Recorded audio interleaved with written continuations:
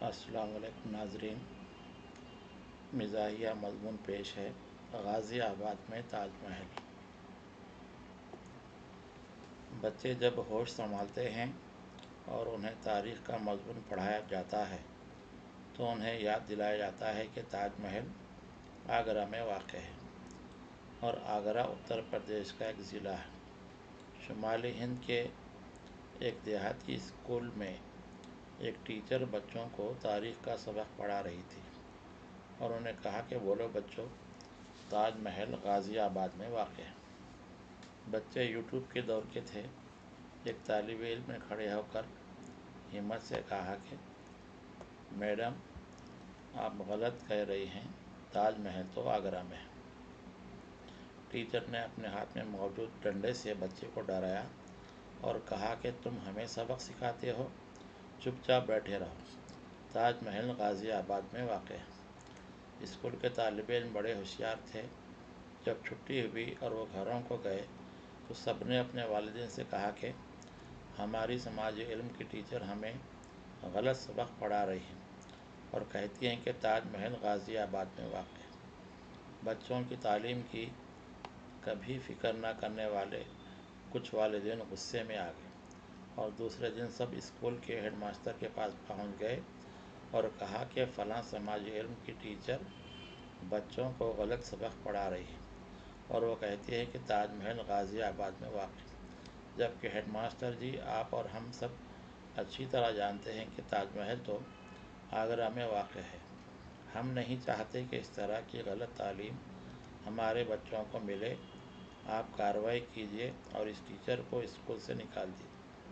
Head master نے کہا کہ پہلے تو تم کبھی اسکول نہیں آئے، بار بار نوٹس دی گئی کہ بچوں کے اسکول کی فیس جمع کیجیے، کسی نے کچھ نہیں کیا۔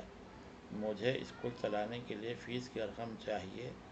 چلو تم کسی اور طریقے سے اسکول تو نہیں آئے، اور اب آئے ہو تو فیس بھر کر جاؤ، ورنہ سن لو، جب تک تم اپنے بچے کی فیس جمع نہیں کرو گے ہماری ٹیچر ایسے ہی پڑھاتی رہے گی کہ تاج محل غازی آباد میں واقع ہے۔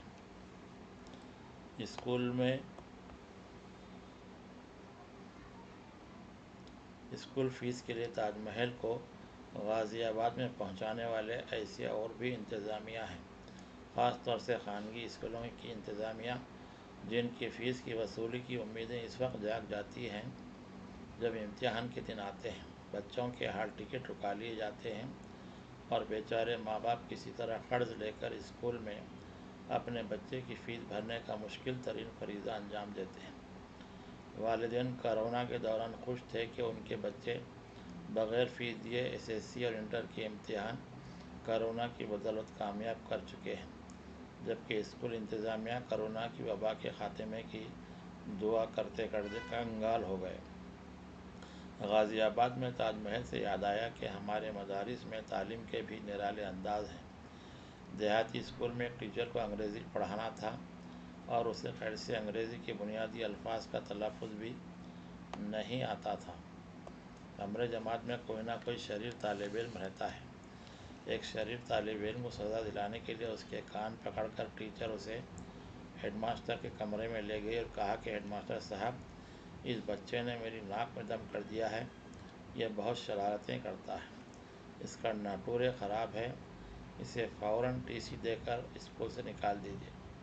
ہیڈ ماسٹر بھی ویسی ہی انگریزی پڑھے ہوئے تھے جیسی کہ ٹیچر، تاہم وہ ہمدرد تھے۔ انہوں نے کہا کہ جانے دیجیے ٹیچر، بچے کا فٹورے خراب ہو جائے گا، معاف کر دیجیے اسے۔